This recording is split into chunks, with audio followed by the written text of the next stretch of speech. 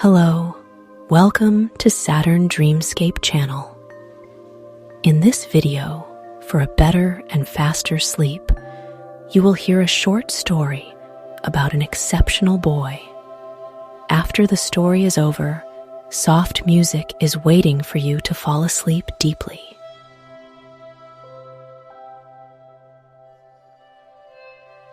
The Star Child by Oscar Wilde. Once upon a time, two poor woodcutters were making their way home through a great pine forest. It was winter and a night of bitter cold. The snow lay thick upon the ground and upon the branches of the trees.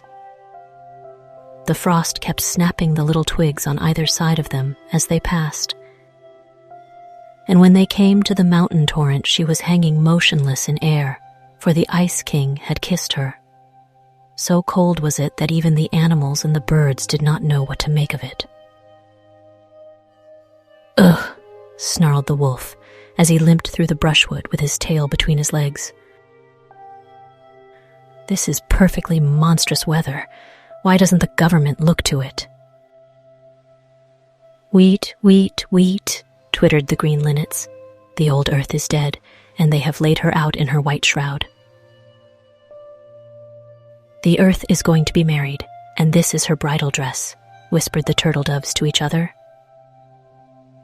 Their little pink feet were quite frostbitten, but they felt that it was their duty to take a romantic view of the situation. "Nonsense," growled the wolf. "I tell you that it is all the fault of the government, and if you don't believe me, I shall eat you." The wolf had a thoroughly practical mind and was never at a loss for a good argument. "Well, for my own part," said the woodpecker, who was a born philosopher, "I don't care an atomic theory for explanations. If a thing is so, it is so, and at present it is terribly cold." Terribly cold it certainly was. The little squirrels, who lived inside the tall fir tree, kept rubbing each other's noses to keep themselves warm, and the rabbits curled themselves up in their holes and did not venture even to look out of doors. The only people who seemed to enjoy it were the great horned owls. Their feathers were quite stiff with rime, but they did not mind. And they rolled their large yellow eyes and called out to each other across the forest, "To-wit, to-hoo, to-wit, to-hoo! What delightful weather we are having!" On and on went the two woodcutters, blowing lustily upon their fingers and stamping with their huge iron-shod boots upon the caked snow. Once they sank into a deep drift and came out as white as millers are when the stones are grinding. And once they slipped on the hard, smooth ice where the marsh water was frozen, and their faggots fell out of their bundles, and they had to pick them up and bind them together again. And once they thought that they had lost their way, and a great terror seized on them, for they knew that the snow is cruel to those who sleep in her arms. But they put their trust in the good Saint Martin, who watches over all travelers, and retraced their steps, and went warily. And at last they reached the outskirts of the forest, and saw, far down in the valley beneath them, the lights of the village in which they dwelt. So overjoyed were they at their deliverance that they laughed aloud, and the earth seemed to them like a flower of silver, and the moon like a flower of gold. Yet after that they had laughed, they became sad, for they remembered their poverty, and one of them said to the other, "Why did we make merry, seeing that life is for the rich and not for such as we are? better that we had died of cold in the forest, or that some wild beast had fallen upon us and slain us." "Truly," answered his companion, "much is given to some and little is given to others. Injustice has parceled out the world, nor is there equal division of aught save of sorrow." But as they were bewailing their misery to each other, this strange thing happened. There fell from heaven a very bright and beautiful star. It slipped down the side of the sky, passing by the other stars in its course, and, as they watched it wondering, it seemed to them to sink behind a clump of willow trees that stood hard by a little sheepfold no more than a stone's throw away. "Why, there is a crock of gold for whoever finds it," they cried, and they set to and ran. So eager were they for the gold, and one of them ran taster than his mate, and outstripped him, and forced his way through the willows, and came out on the other side, and lo, there was indeed a thing of gold lying on the white snow. So he hastened towards it, and stooping down placed his hands upon it, and it was a cloak of golden tissue, curiously wrought with stars, and wrapped in many folds. And he cried out to his comrade that he had found the treasure that had fallen from the sky, and when his comrade had come up, they sat them down in the snow, and loosened the folds of the cloak that they might divide the pieces of gold. But alas, no gold was in it, nor silver, nor indeed treasure of any kind, but only a little child who was asleep. And one of them said to the other, "This is a bitter ending to our hope, nor have we any good fortune, for what doth a child profit to a man?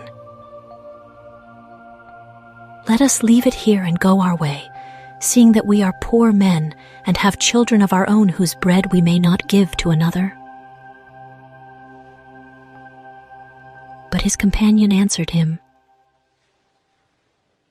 "Nay, but it were an evil thing to leave the child to perish here in the snow, and though I am as poor as thou art, and have many mouths to feed, and but little in the pot, yet will I bring it home with me, and my wife shall have care of it." So very tenderly he took up the child, and wrapped the cloak around it to shield it from the harsh cold, and made his way down the hill to the village, his comrade marveling much at his foolishness and softness of heart. And when they came to the village, his comrade said to him, "Thou hast the child, therefore give me the cloak, for it is meet that we should share." But he answered him, "Nay, for the cloak is neither mine nor thine, but the child's only." And he bade him Godspeed, and went to his own house and knocked. And when his wife opened the door and saw that her husband had returned safe to her, she put her arms round his neck and kissed him, and took front his back the bundle of faggots, and brushed the snow off his boots, and bade him come in. But he said to her, "I have found something in the forest, and I have brought it to thee to have care of it." And he stirred not from the threshold. "What is it?" she cried. "Show it to me, for the house is bare, and we have need of many things." And he drew the cloak back, and showed her the sleeping child. "Alack, goodman," she murmured, "have we not children enough of our own, that thou must needs bring a changeling to sit by the hearth? And who knows if it will not bring us bad fortune, and how shall we tend it?" And she was wroth against him. "Nay, but it is a star child," he answered. And he told her the strange manner of the finding of it, but she would not be appeased, but mocked at him, and spoke angrily, and cried, "Our children lack bread, and shall we feed the child of another? Who is there who careth for us, and who giveth us food?" "Nay, but God careth for the sparrows even, and feedeth them," he answered. "Do not the sparrows die of hunger in the winter?" she asked. "And is it not winter now?" And the man answered nothing, but stirred not from the threshold. And a bitter wind from the forest came in through the open door and made her tremble, and she shivered and said to him, "Wilt thou not close the door? There cometh a bitter wind into the house, and I am cold." "Into a house where a heart is hard cometh there not always a bitter wind?" he asked. And the woman answered him nothing, but crept closer to the fire, and after a time she turned round and looked at him, and her eyes were full of tears. And he came in swiftly and placed the child in her arms, and she kissed it, and laid it in a little bed where the youngest of their own children was lying. And on the morrow the woodcutter took the curious cloak of gold and placed it in a great chest, and a chain of amber that was round the child's neck his wife took and set it in the chest also. So the star-child was brought up with the children of the woodcutter, and sat at the same board with them, and was their playmate. And every year he became more beautiful to look at, so that all those who dwelt in the village were filled with wonder. For while they were swarthy and black-haired, he was white and delicate as sawn ivory, and his curls were like the rings of the daffodil. His lips also were like the petals of a red flower, and his eyes were like violets by a river of pure water, and his body like the narcissus of a field where the mower comes not. Yet did his beauty work him evil, for he grew proud and cruel and selfish. The children of the woodcutter and the other children of the village he despised, saying that they were of mean parentage, while he was noble, being sprung from a star, and he made himself master over them and called them his servants. No pity had he for the poor, or for those who were blind or maimed or in any way afflicted, but would cast stones at them and drive them forth onto the highway, and bid them beg their bread elsewhere, so that none save the outlaws came twice to that village to ask for alms. Indeed, he was as one enamored of beauty, and would mock at the weakly and ill-favored, and make jest of them. And himself he loved. And in summer, when the winds were still, he would lie by the well in the priest's orchard, and look down at the marvel of his own face, and laugh for the pleasure he had in his fairness. Often did the woodcutter and his wife chide him and say, "We did not deal with thee as thou dealest with those who are left desolate and have none to succor them. Wherefore art thou so cruel to all who need pity?" Often did the old priest send for him and seek to teach him the love of living things, saying to him, "The fly is thy brother, do it no harm. The wild birds that roam through the forest have their freedom. Snare them not for thy pleasure. God made the blind worm and the mole, and each has its place.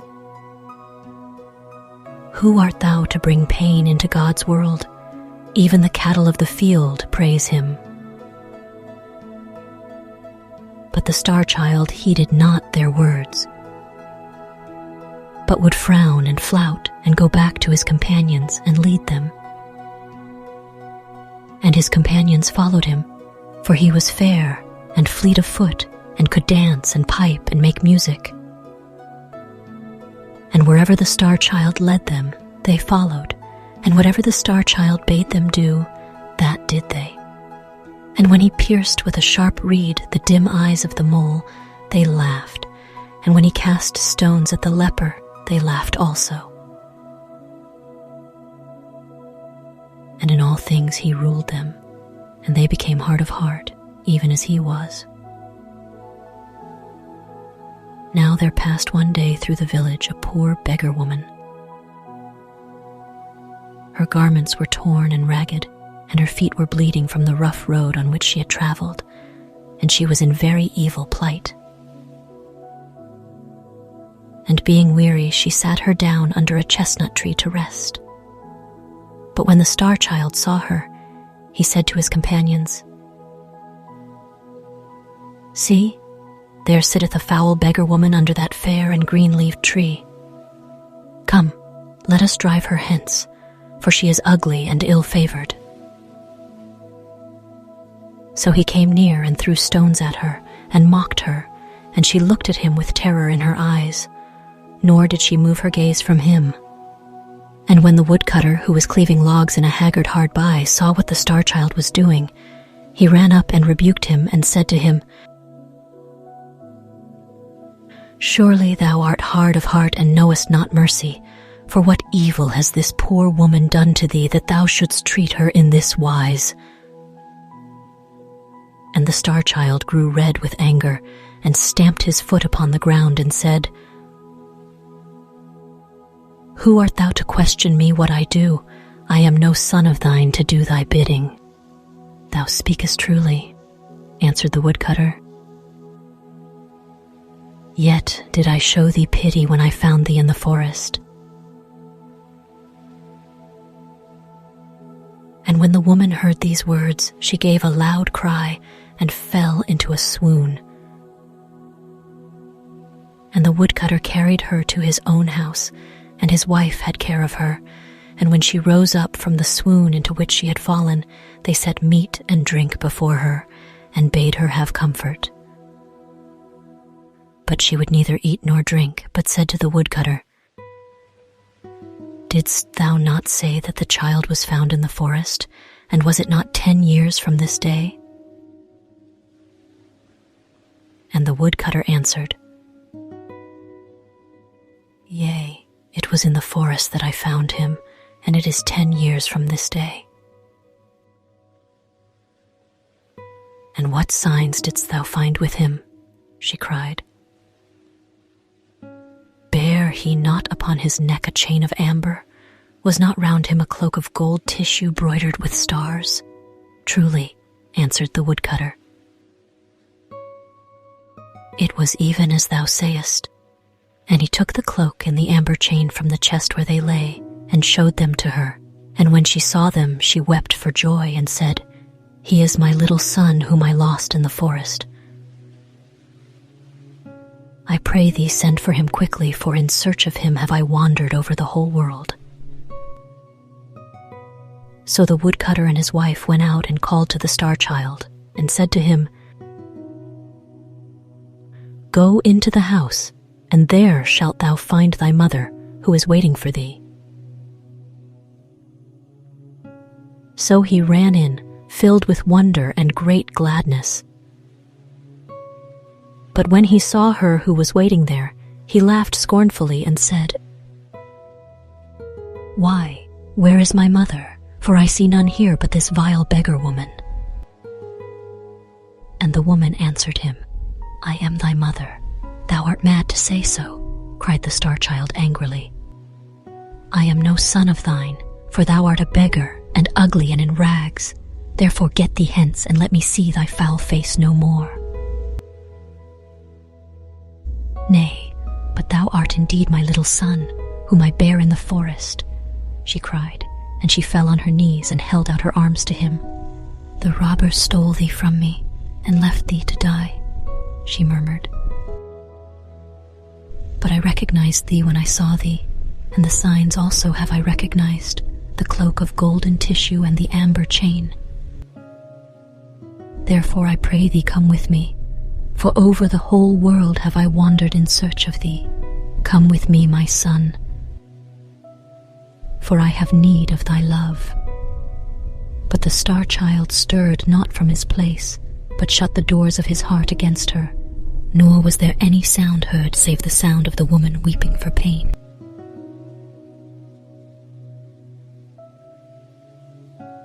And at last he spoke to her, and his voice was hard and bitter.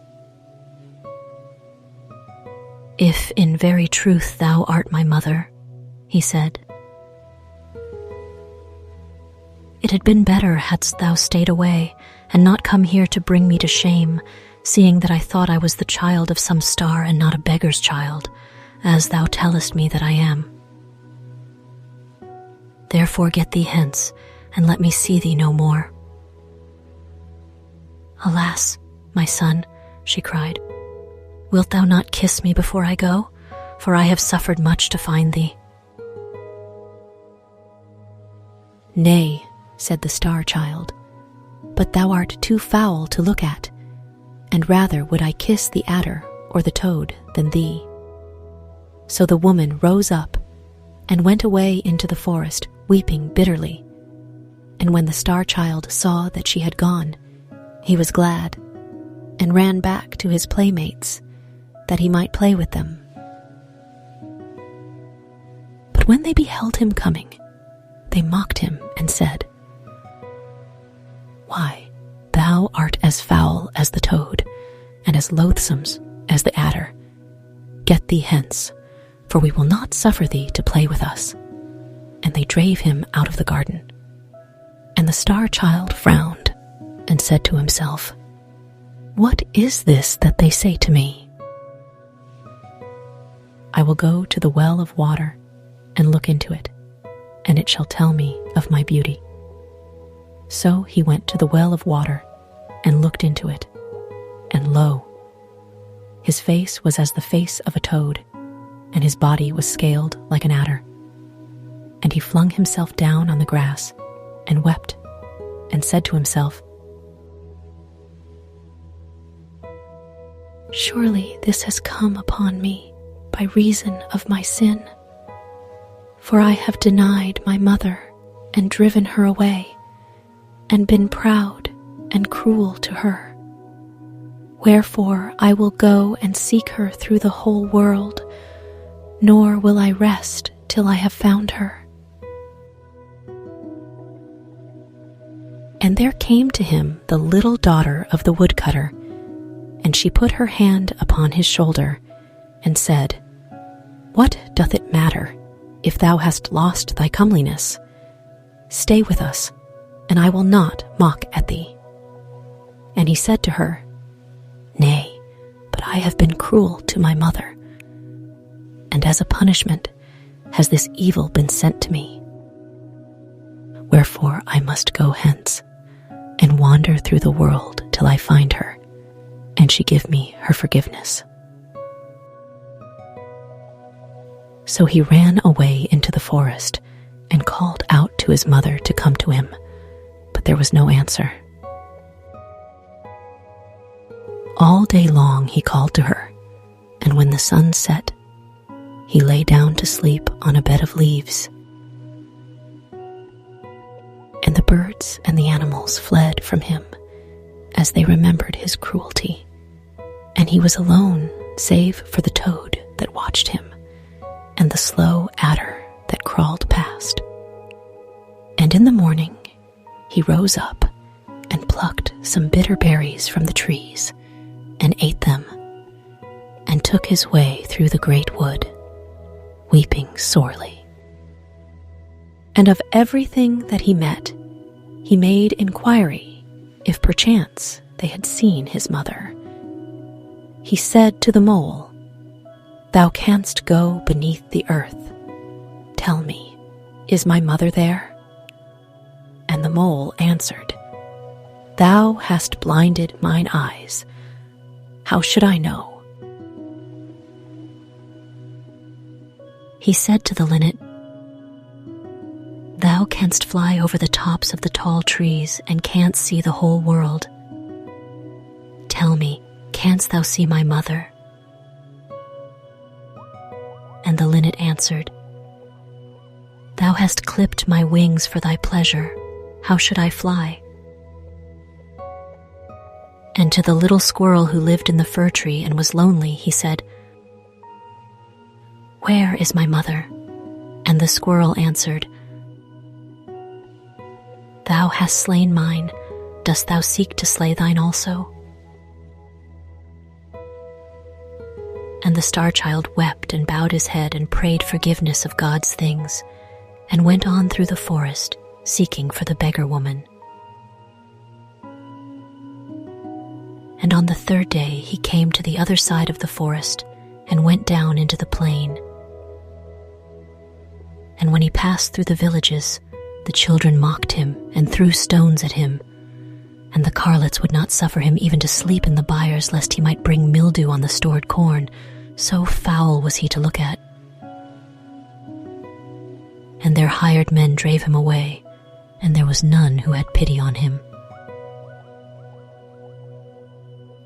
Nor could he hear anywhere of the beggar woman who was his mother, though for the space of 3 years he wandered over the world, and often seemed to see her on the road in front of him, and would call to her and run after her till the sharp flints made his feet to bleed.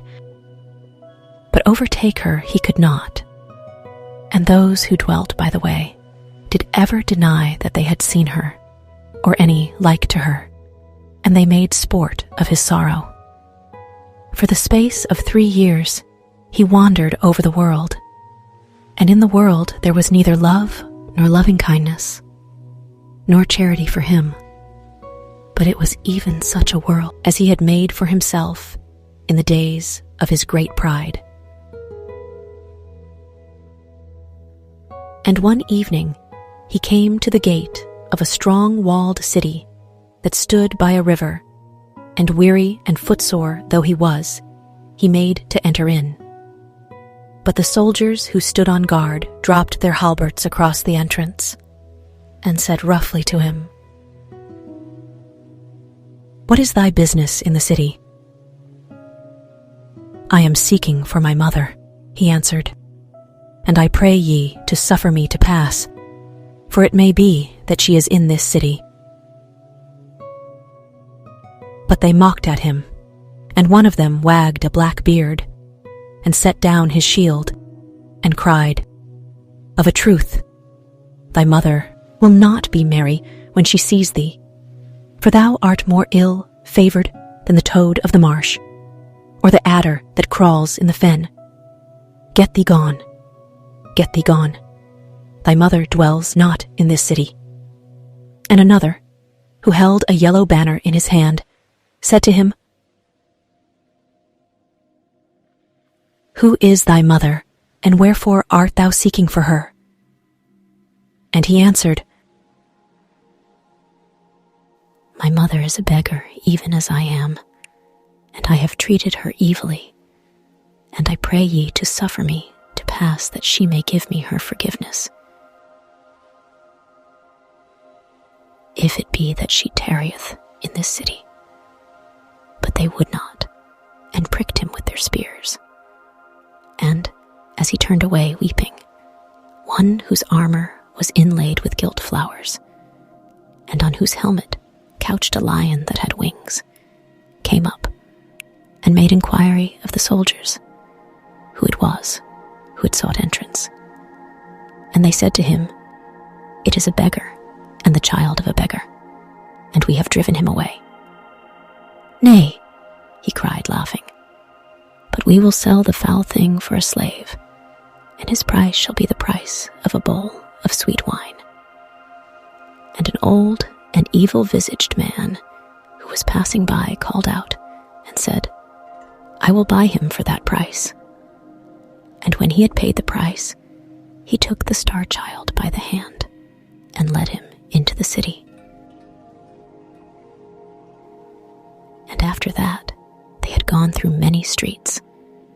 They came to a little door that was set in a wall that was covered with a pomegranate tree. And the old man touched the door with a ring of graved jasper, and it opened. And they went down 5 steps of brass into a garden filled with black poppies and green jars of burnt clay. And the old man took then from his turban a scarf of figured silk, and bound with it the eyes of the star-child, and drave him in front of him. And when the scarf was taken off his eyes, the star-child found himself in a dungeon that was lit by a lantern of horn. And the old man set before him some moldy bread on a trencher and said, "Eat," and some brackish water in a cup and said, "Drink." And when he had eaten and drunk, the old man went out, locking the door behind him and fastening it with an iron chain. And on the morrow, the old man, who was indeed the subtlest of the magicians of Libya, and had learned his art from one who dwelt in the tombs of the Nile, came into him and frowned at him and said, "In a wood that is nigh to the gate of this city of Giaours, there are 3 pieces of gold. One is of white gold, and another is of yellow gold, and the gold of the third one is red. Today, bring me the piece of white gold, and if thou bringest it not back, I will beat thee with 100 stripes. Get thee away quickly, and at sunset I will be waiting for thee at the door of the garden. See that thou bringest the white gold, or it shall go in with thee, for thou art my slave, and I have bought thee for the price of a bowl of sweet wine."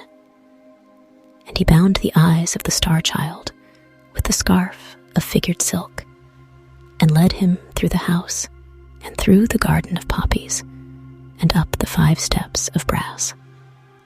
And having opened the little door with his ring, he set him in the street. And the star child went out of the gate of the city, and came to the wood of which the magician had spoken to him. Now this wood was very fair to look at from without, and seemed full of singing birds and of sweet scented flowers, and the star child entered it gladly.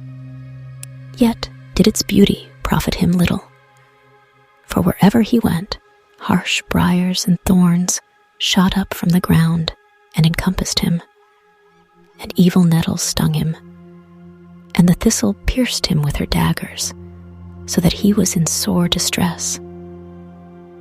Nor could he anywhere find the piece of white gold of which the magician had spoken, though he sought for it from morn to noon, and from noon to sunset. And at sunset he set his face towards home, weeping bitterly, for he knew what fate was in store for him. But when he had reached the outskirts of the wood, he heard front a thicket a cry as of someone in pain. And forgetting his own sorrow, he ran back to the place, and saw there a little hare caught in a trap that some hunter had set for it. And the star child had pity on it, and released it, and said to it, "I am myself but a slave, yet may I give thee thy freedom." And the hare answered him, and said, "Surely thou hast given me freedom, and what shall I give thee in return?" And the star child said to it, "I am seeking for a piece of white gold, nor can I anywhere find it. And if I bring it not to my master, he will beat me." "Come thou with me," said the hare, "and I will lead thee to it, for I know where it is hidden, and for what purpose." So the star child went with the hare, and lo, in the cleft of a great oak tree he saw the piece of white gold that he was seeking, and he was filled with joy, and seized it, and said to the hare, "The service that I did to thee, thou hast rendered back again many times over, and the kindness that I showed thee thou hast repaid 100-fold. "Nay," answered the hare, "but as thou dealt with me, so I did deal with thee." And it ran away swiftly, and the star child went towards the city. Now at the gate of the city there was seated one who was a leper. Over his face hung a cowl of gray linen, and through the eyelets his eyes gleamed like red coals. And when he saw the star child coming, he struck upon a wooden bowl and clattered his bell and called out to him and said, "Give me a piece of money, or I must die of hunger. For they have thrust me out of the city, and there is no one who has pity on right." "Alas," cried the star child, "I have but one piece of money in my wallet, and if I bring it not to my master, he will beat me, for I am his slave." But the leper entreated him and prayed of him till the star child had pity and gave him the piece of white gold. And when he came to the magician's house, the magician opened to him and brought him in and said to him, "Hast thou the piece of white gold?" And the star child answered, "I have it not." So the magician fell upon him and beat him and set before him an empty trencher and said, "Eat," and an empty cup and said, "Drink," and flung him again into the dungeon. And on the morrow the magician came to him and said, "If today thou bringest me not the piece of yellow gold, I will surely keep thee as my slave and give thee 300 stripes." So the star child went to the wood, and all day long he searched for the piece of yellow gold, but nowhere could he find it.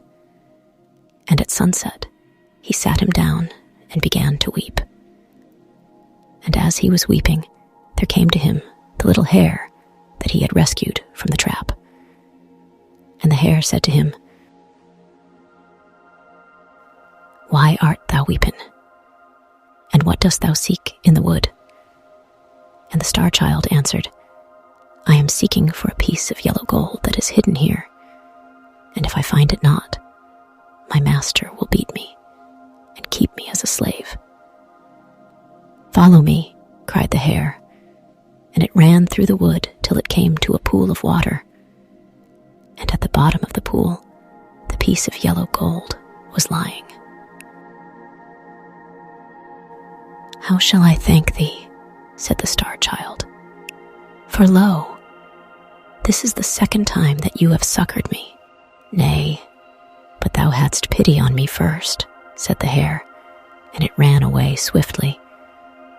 And the star child took the piece of yellow gold and put it in his wallet and hurried to the city. But the leper saw him coming and ran to meet him and knelt down and cried, "Give me a piece of money, or I shall die of hunger." And the star child said to him, "I have in my wallet but one piece of yellow gold, and if I bring it not to my master, he will beat me and keep me as his slave." But the leper entreated him sore, so that the star child had pity on him and gave him the piece of yellow gold. And when he came to the magician's house, the magician opened to him and brought him in and said to him, "Hast thou the piece of yellow gold?"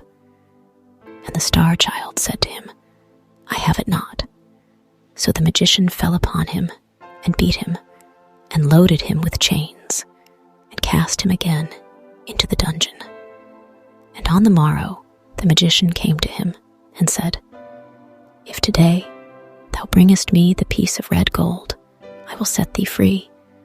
But if thou bringest it not, I will surely slay thee." So the star child went to the wood, and all day long he searched for the piece of red gold, but nowhere could he find it. And at evening he sat him down and wept. And as he was weeping, there came to him the little hare. And the hare said to him, "The piece of red gold that thou seekest is in the cavern that is behind thee. Therefore weep no more, but be glad." "How shall I reward thee?" cried the star child. "For lo, This is the third time thou hast succored me." "Nay, but thou hadst pity on me first," said the hare, and it ran away swiftly.